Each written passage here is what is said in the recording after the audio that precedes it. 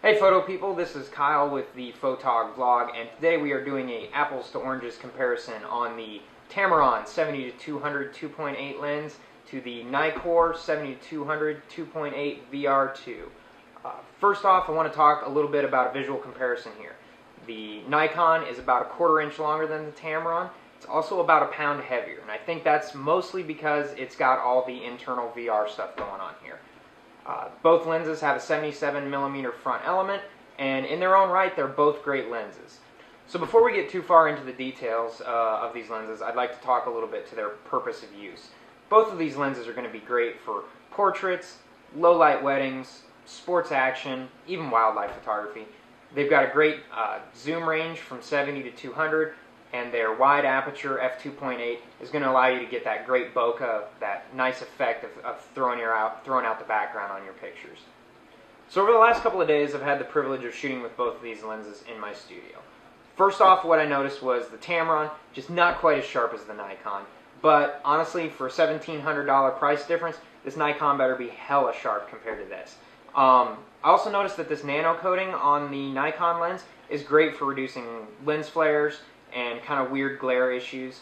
Also noticed that the vibration reduction for shooting at like a lower shutter speed is fantastic. It works pretty good all the time. The next thing I noticed about these lenses is the difference in autofocusing technology. This is an internally driven lens, and this is Nikon's AFS silent wave driven system. This is a very quiet, very fast autofocus system. Since this is an internally driven, this is quite a bit louder, quite a bit slower. So as far as sports action goes, obviously the $2,400 lens is going to win every time. So all in all, I can definitely recommend both of these lenses.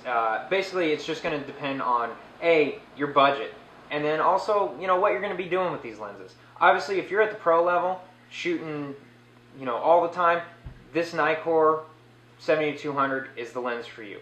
If you're just stepping up from maybe your consumer level lens to your first 2.8 long lens, this Tamron is a pretty darn good option actually. It's sharp and it's pretty fast. It's going to be a heck of a lot faster than your consumer level lenses. The only real problem I had with this lens is the focus ring up here is a push-pull method. So when you have it pushed all the way forward, it's in autofocus, and if you pull it back, it goes into manual focus mode.